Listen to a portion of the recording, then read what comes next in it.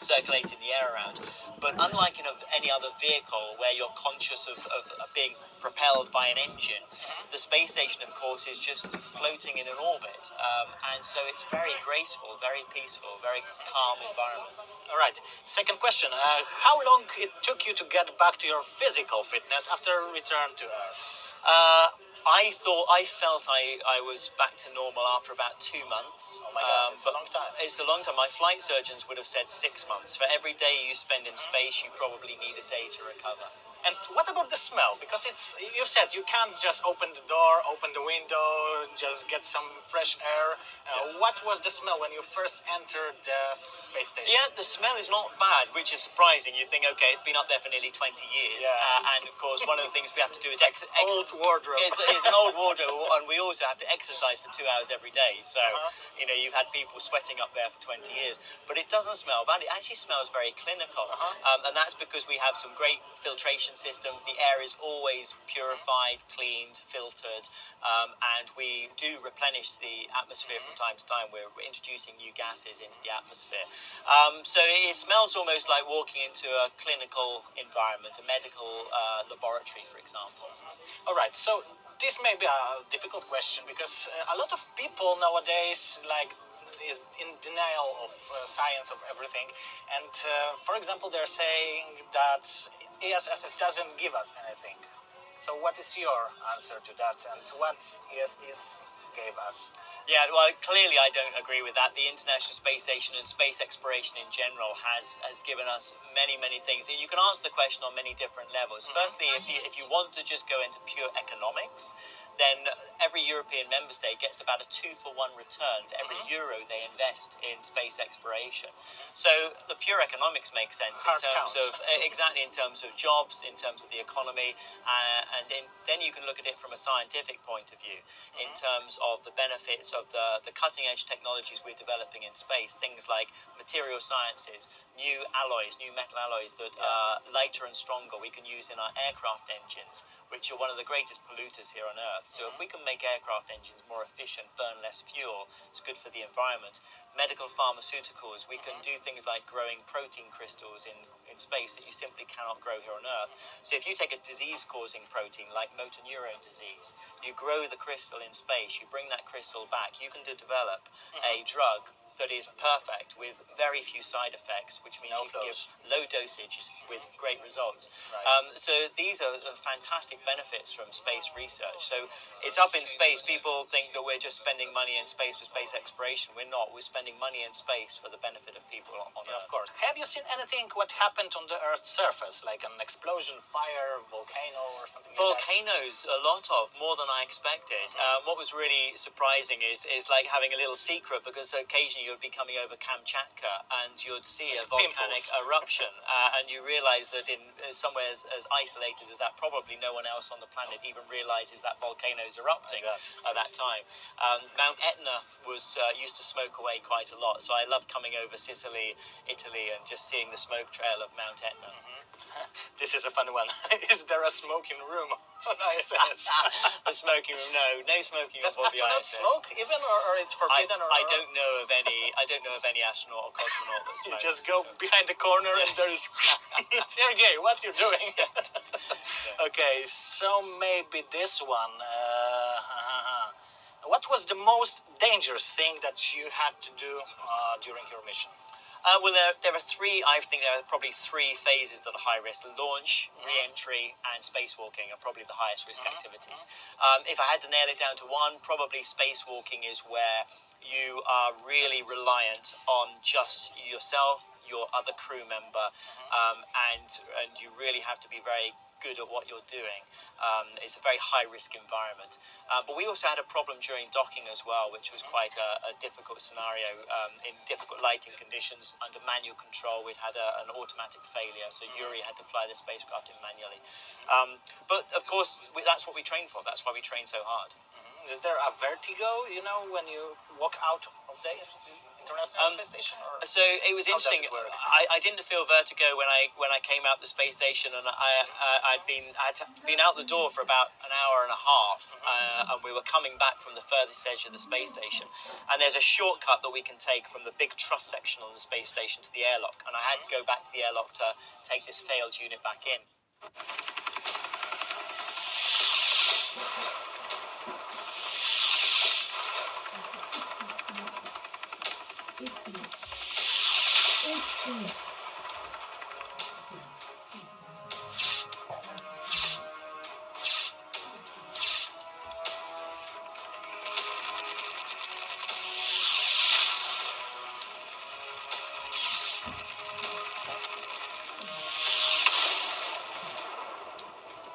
Matko. Wielce przenoszą turystyk. O dobra. No.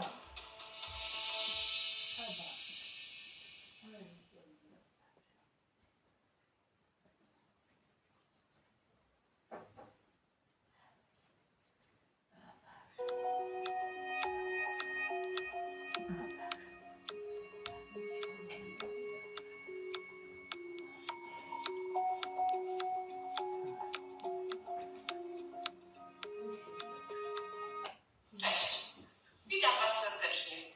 Dzisiaj proponuję Wam zrobienie przepysznej, dietetycznej ryby na parze z dodatkami. A oto przepis. Rozłożoną rybę okruszyłam solą i pieprzem i włożyłam do durszlaka. Do garnka nalewam około 3 cm wody, stawiam to na płytę i przykrywam pokrywką na 15 minut. W międzyczasie przygotuję sobie warzywa. Drobno starta marchewka, pietruszka i ser. Wrzucam to do garnka, dolewam odrobinę wody, dorzucam przyprawy. Sól, pieprz, ziele angielskie i liść laurowy. Wszystko podduszam i nie rozgotowujemy tego. Pęczek szczypiorku kroimy na drobno. I również będą nam potrzebne ogórki kiszone, pokrojone w kosteczkę. Ja sobie wcześniej przygotowałam już naszą rybę. Ona już jest zrobiona na parze, a teraz tylko przyprawię ją cytrynką, żeby miała dobry smak. Mam nadzieję, że przepisy, które się ukazały na stronie Miejskiego Domu Kultury, wypróbowaliście i są już przez Was sprawdzone. Układam naszą rybę na półmisku. Kawałeczki mniejsze, grubsze, drobniejsze. Wszystko nam się na nasz półmisek zmieści, a zapewniam, że na pewno to jest ryba dietetyczna. Polejemy za chwileczkę naszą rybę sosem zrobionym z jogurtu naturalnego oraz majonezu. Wkładam. I teraz już zrobię sos. Jogurt naturalny, gęsty. Dokładam do tego majonez. Dosypuję sól, pieprz i wszystko elegancko pomieszam. Myślę, że taka ryba będzie bardzo fajnym daniem dla osób, które chciałyby wrzucić troszkę wagi. Może ja spróbuję, czy ten smak ma odpowiedni, taki jaki bym chciała. Na pewno za mało soli. Pamiętajcie, żeby nie przesolić i nie za dużo też pieprzu dołożyć do naszego sosu, ponieważ wcześniej nasza ryba również była przyprawiona Przyprawiona solą, pieprzem i polane wszystko cytryną.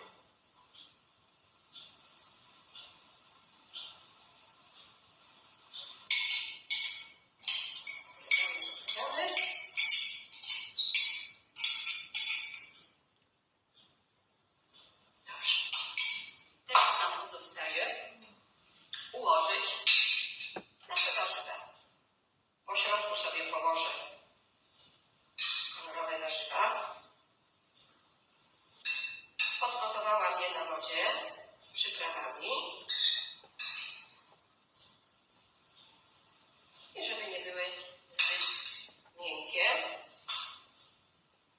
Oczywiście każdy będzie sobie mógł zrobić tą rybę według własnych upodobań, a ja Wam proponuję taką rybkę. Ogóreczki kiszone. Układam teraz na boku. Będzie bardzo kolorowa i oczywiście zachęcająca do zjedzenia. Myślę, że to zmieści wszystko. Co?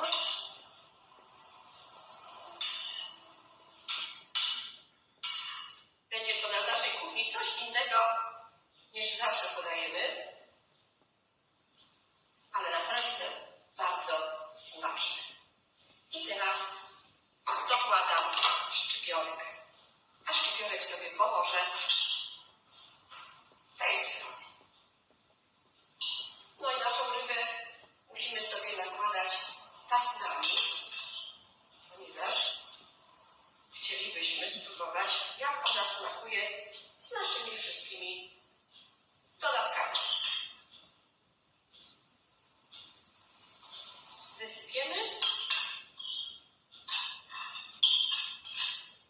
Świetnie. Rybę mamy gotową. Oddzielamy w ten sposób i wkładamy sobie na talerz. Ale w naszej kuchni, oprócz naszych wspaniałych smakołyków, znalazł się również bez, który jest przepięknym dodatkiem do naszego stołu kuchennego. Do zobaczenia.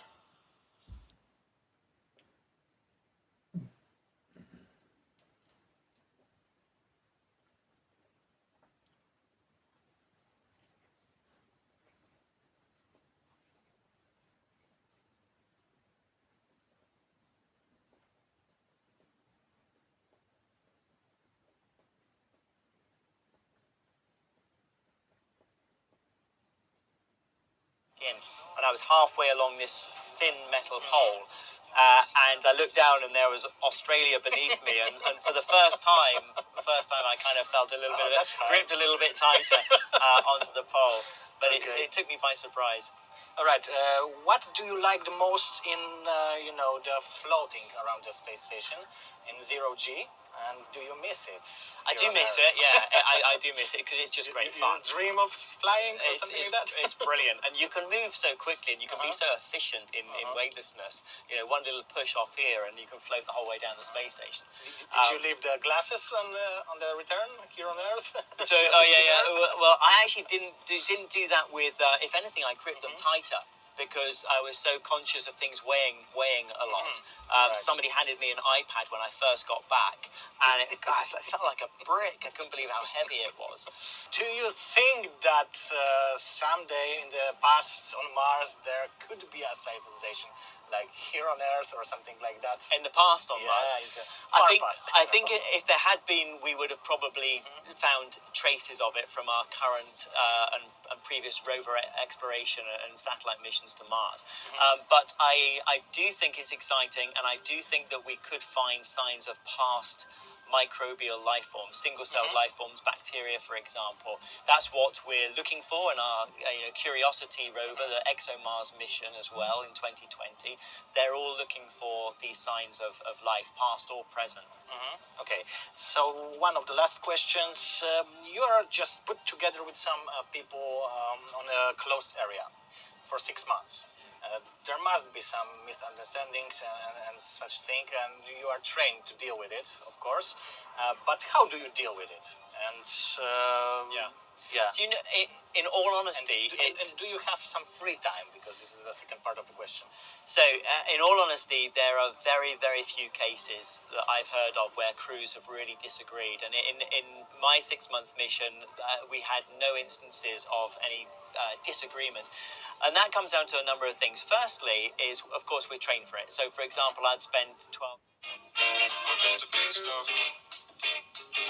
Just like you say I am, I'm Mr. Big Stuff. I'm not hard up for love. I'm just a big stuff.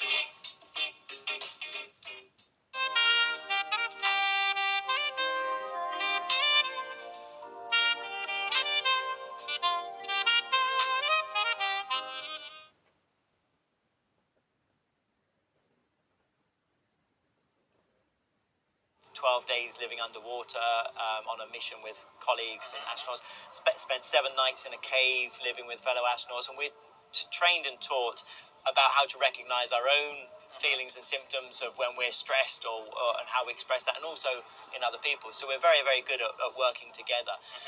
But the space station, we spend a lot of our time working by ourselves. You're 6 individuals up there. Everyone's busy doing lots and lots of tasks each day. Sometimes you might have to work as a pair on a very challenging experiment, but most of the time you work by yourself.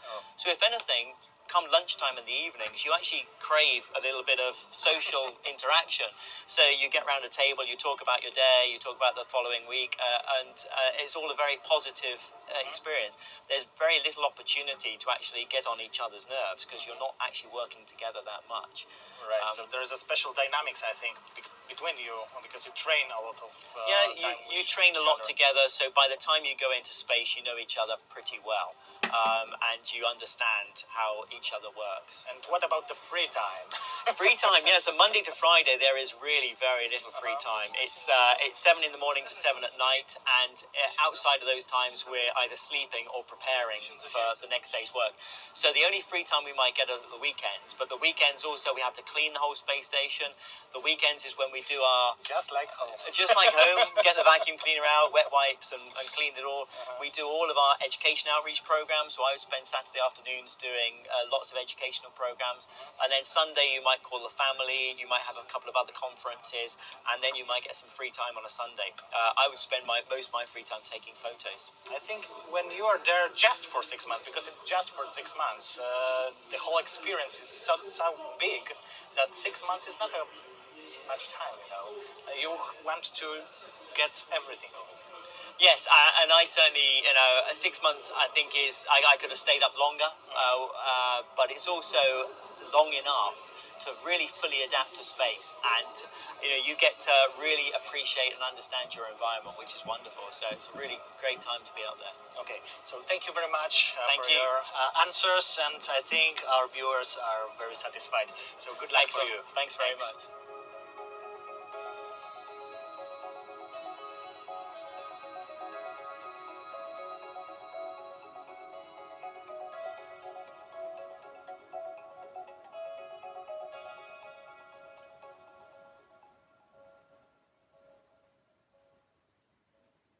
W zeszłym roku informowałem Was o starcie wspólnej misji rosyjskiej i Europejskiej Agencji Kosmicznej ExoMars. W ramach tejże misji na orbicie wokół Marsa umieszczona została sonda Gas Trace Orbiter, a w 2021 roku wyląduje tam łazik. A czy wiedzieliście, że w tej misji są również polskie akcenty?